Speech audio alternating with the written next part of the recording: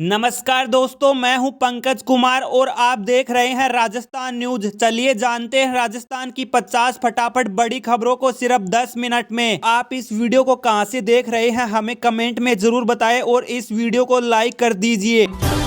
भजनलाल सरकार अब उठाने जा रहे ये बड़ा कदम, मिलेगा प्रदेश के किसानों और पशुपालकों को लाभ। राजस्थान के सीएम भजनलाल ने जब से काम संभाला है हर दिन कुछ ना कुछ नया करने में लगे रहते हैं। ऐसे में अब उन्होंने प्रदेश के किसानों और पशुपालकों को बड़ी सौगात देने की तैयारी कर ली है। राज्य सरकार की ओर से अब प्रदेश के सभी जिलों में पशु मेले लगाए जाने की तैयारी की जा रही है। मीडिया रिपोर्ट्स की माने तो अब नवगठित जिलों सहित सभी जिलों और सब सेंटर पर सरकारी भवन बनेंगे ताकि पशुपालकों को दूर के अस्पतालों में नहीं जाना पड़े। पशुपालन मंत्री जोराराम कुमावत ने अधिकारियों को निर्देश दिए कि वे हर जिले में पशु मेले लगाए जाने की तैयारी करें। इसके साथ ही पशुपालन मंत्री जोराराम कुमावत ने कहा कि उन्होंने अधिकारियों को निर्देश दिए हैं कि राज्य सरकार की ओर से दी जाने वाली मुफ्त दवाएं हर पशु चिकित्सालय और सब सेंटर पर पर्याप्त मात्रा में उपलब्ध कराई जाए। बजट में कॉमर्शियल गैस सिलेंडर के दाम 14 रुपए बढ़े। एटीएफ की कीमत में 1221 रुपए प्रति किलोग्राम की कटौती। आज से ये 5 बदलाव। नया महीना यानी फरवरी अपने साथ कई बदलाव लेकर आया है। इन बदलाव का असर आपकी जिंदगी और जेब पर भी होगा। अंतरिम बजट से पहले यानी गुरुवार से कॉमर्शियल कुकिंग गैस सिलेंडर के दाम 14 रुपए बढ़ा दिए गए हैं। वहीं सरकार ने एटीएफ या जेट फ्यूल की कीमत में 1221 रुपए प्रति किलोग्राम की कटौती की है। इसके अलावा टाटा की गाड़ी खरीदना भी आज से महंगा हो गया है। ऑयल कंपनियों ने आज से कॉमर्शियल कुकिंग गैस सिलेंडर के दाम 14 रुपए बढ़ा दिए हैं। कॉमर्शियल सिलेंडर के दामों में यह बढ़ोतरी दिल्ली, मुंबई समेत पूरे देश में हुई है। घरेलू रसोई गैस के दामों में कोई बदलाव नहीं हुआ है। ऑयल कंपनियों ने प्राइस नोटिफिकेशन में कहा कि होटल और रेस्टोरेंट जैसे कई प्रतिष्ठानों में इस्तेमाल होने वाले कॉमर्शियल एलपीजी की कीमत अब दिल्ली में बढ़कर 1769 रुपए 50 रुपए हो गई है, जो पहले 1755.50 रुपए थी। कॉमर्शियल एलपीजी की कीमत अब मुंबई में प्रति 19 किलोग्राम सिलेंडर 1723 रुपए 50 रुपए, कोलकाता में 1887 रुपए और चेन्नई में 1937 रुपए हो गई है।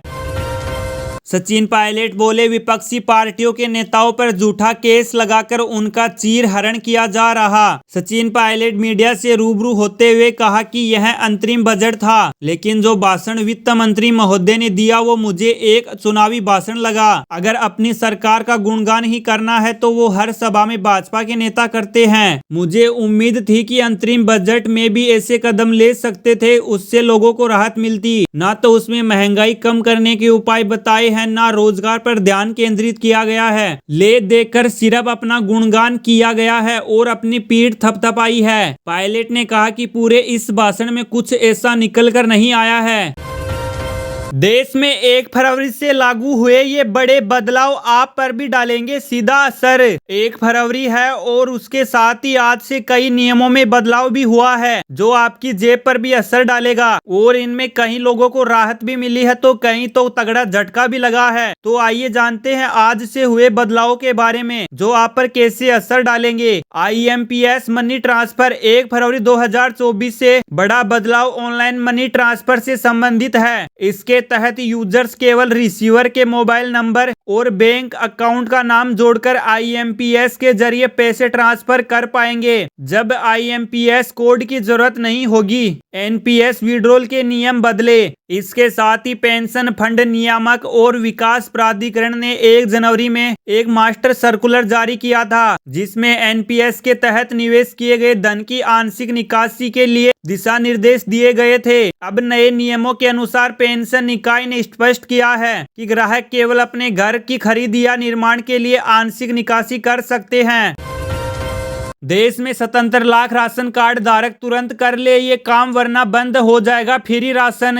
देश में राशन कार्ड एक ऐसा दस्तावेज है जिस पर सरकार के द्वारा करोड़ों लोगों को फ्री राशन दिया जाता है। तो वहीं ऐसे में राशन कार्ड धारकों को हर अपडेट के बारे में जरूर जानना चाहिए जिससे फ्री राशन के मिलने में कोई परेशानी ना हो। तो वहीं सरकार ने हाल ही में एक बड़ा अपडेट किया है। अब गेहूं चावल के साथ यह मोटा अनाज फ्री में दिया जाएगा और इस राज्य में राशन कार्ड के लिए अपडेट कराना जरूरी हो गया है। दरअसल यूपी राज्य के राशन कार्ड धारकों के लिए खास अपडेट है। खबरों में बताया जा रहा है कि श्री अन्न योजना को बढ़ावा देने के लिए राशन कार्ड पर श्री अन्न बाजरा का वितरण होने जा रहा है, जिससे अगर आप यूपी में रहते हैं तो आपको यूं भरपूर फायदा मिलने वाला है। सामने आई जानकारी के अनुसार फरवरी माह से सभी राशन दुकानों के जरिए अब गेहूं और चावल के साथ बाजरा में भी फ्री में दिया जाएगा। वहीं राशन कार्ड से जुड़े पात्र गृहस्थी कार्ड धारकों को पहले 3 किग्रा चावल प्रति यूनिट व 2 किलो गेहूं के साथ अब 1 किलो गेहूं व 1 किलो बाजरा खिला जाएगा।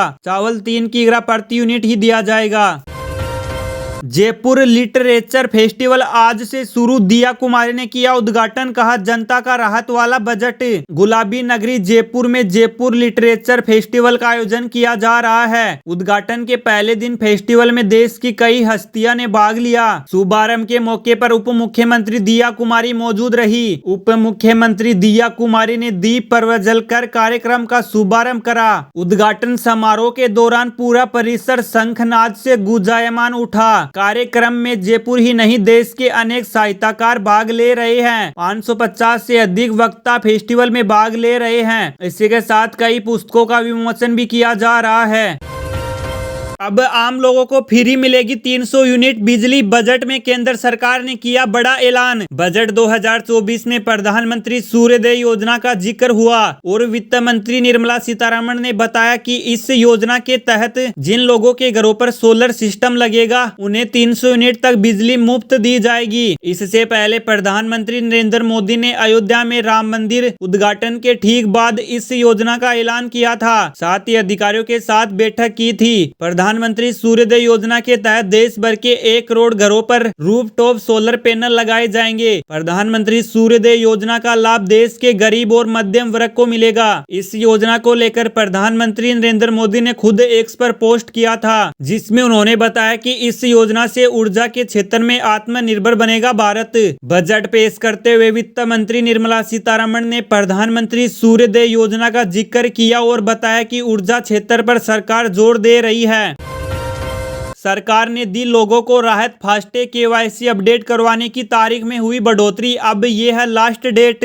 फास्टैग केवाईसी को लेकर बहुत दिनों से खबरें थी कि 31 जनवरी तक केवाईसी पूरी करनी थी, लेकिन अब फास्टैग को लेकर बड़ी खबर आई है। जी हां, national highway authority of India ने फास्टैग केवाईसी अपडेट करने की तारीख को आगे बढ़ा दिया है, जिससे करोड़ों लोगों को लाभ हुआ है। मीडिया रिपोर्ट्स की माने तो फास्टैग केवाईसी अपडेट कराने के लिए 1 महीने का समय और बढ़ा दिया गया है। पहले केवाईसी कंप्लीट करने की आखिरी तारीख 31 जनवरी 2024 थी। अब 29 फरवरी तक फास्टैग की केवाईसी पूरी करवाई जा सकती है। इससे पहले 15 जनवरी को भारतीय राष्ट्रीय राजमार्ग प्राधिकरण ने कहा था कि बैंक अधूरे केवाईसी वाले फास्टैग को 31 जनवरी 2024 के बाद निष्क्रिय कर देंगे, भले ही उनमें वैध राशि मौजूद हो।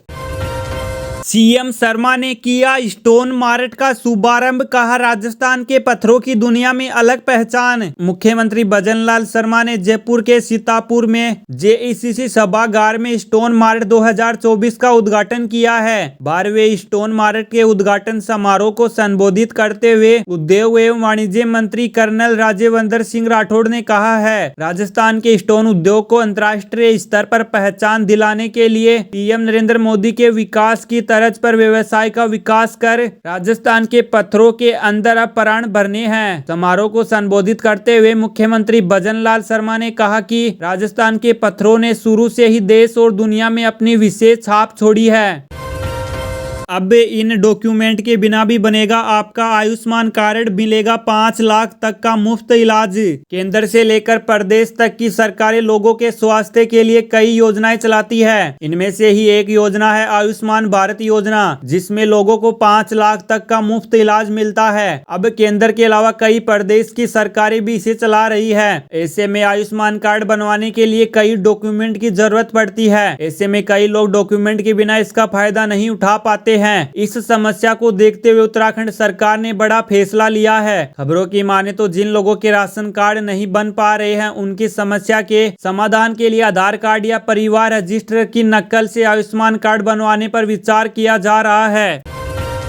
प्रतापगढ़ से 50 राम भक्तों का जत्था अयोध्या के लिए हुआ रवाना। 3 फरवरी को रामलला के दर्शन करेंगे। रामलला के दर्शन के लिए प्रतापगढ़ से 50 राम भक्तों का पहला जत्था अयोध्या के लिए हुआ रवाना। यह राम भक्त कोटा से आस्था स्पेशल ट्रेन के जरिए अयोध्या पहुंचेंगे। सभी राम भक्तों को राम वाटिका कार्यालय पर मंगल तिलक लगाकर और उपरना ओढ़ाकर विदाई की गई। इस दौरान जय श्री राम का उद्घोष करते हुए राम भक्तों का पहला उत्साह चरम था। राम भक्तों का यह काफिला कोटा से आस्था स्पेशल ट्रेन द्वारा अयोध्या के लिए रवाना होगा और 2 फरवरी को अयोध्या पहुंचेगा। 3 फरवरी को अयोध्या में रामलला के दर्शन करेगा।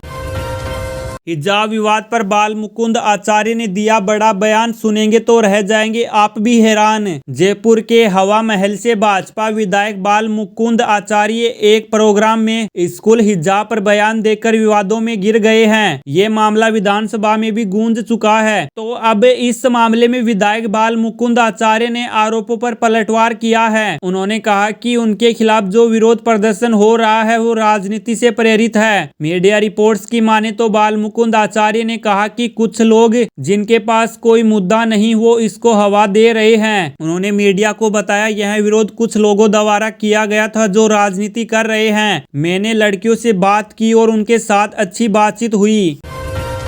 राजस्थान की पूर्व सीएम वसुंधरा राजे ने अंतरिम बजट को बताया अच्छा, फिर कह दी यह बड़ी बात। केंद्र की मोदी सरकार की ओर से वित्त मंत्री निर्मला सीतारमण ने 1 फरवरी को अंतरिम बजट पेश किया है। ये अंतरिम बजट इस वजह से है क्योंकि साल 2024 के लोकसभा चुनाव से पहले बजट को पेश किया गया है। वैसे तो इस अंतरिम बजट में सरकार की ओर से कोई भी बड़ा ऐलान नहीं किया है। वहीं इस अंतरिम बजट पर राजस्थान की पूर्व सीएम वसुंधरा राजे ने अपनी पहली प्रतिक्रिया दी है। वसुंधरा राजे ने इन दिनों सोशल मीडिया पर काफी एक्टिव नजर आ रही है। वसुंधरा अपने एक्स अकाउंट से लगातार प्रधानमंत्री नरेंद्र मोदी और केंद्र सरकार से जुड़ी हर पोस्ट को रिपोस्ट कर रही है। आरआरबी ने असिस्टेंट लोको पायलट भर्ती के लिए ऊपरी आयु सीमा किया बदलाव, अब इस उम्र के अभ्यर्थी ले सकते हैं भाग। रेलवे असिस्टेंट लोको पायलट भर्ती के लिए आवेदन करने वाले उम्मीदवारों के लिए अहम सूचना है। रेलवे मंत्रालय ने इस वैकेंसी के लिए अधिकतम आयु सीमा में छूट का ऐलान किया है। इसके तहत अब 33 वर्ष के अभ्यर्थी इस वैकेंसी के लिए आवेदन कर सकते हैं। उम्मीदवारों को ऊपरी आयु सीमा में 3 साल की छूट दी गई है। बता दें कि पहले इस वैकेंसी के लिए अधिकतम आयु सीमा 30 वर्ष थी, जिससे अब रेलवे मंत्रालय ने बढ़ाकर 33 कर दिया था। यह फैसला कोविड काल में अभ्यर्थियों को आवेदन करने के मौके नहीं मिलने के चलते लिया गया है। इन पदों के लिए आवेदन की प्रक्रिया हाल ही में शुरू हुई थी, जो कि 19 फरवरी 2024 तक चलेगी। इस अवधि में उम्मीदवारों को अपना एप्लीकेशन प्रोसेस पूरा करना होगा। इस भर्ती प्रक्रिया के माध्यम से रिक्रूटमेंट बोर्ड की ओर से देश भर में स्थित विभिन्न जोन में कुल 5696 पदों पर नियुक्तियां होनी है। ज्यादा जानकारी के लिए पोर्टल पर विजिट कर सकते हैं।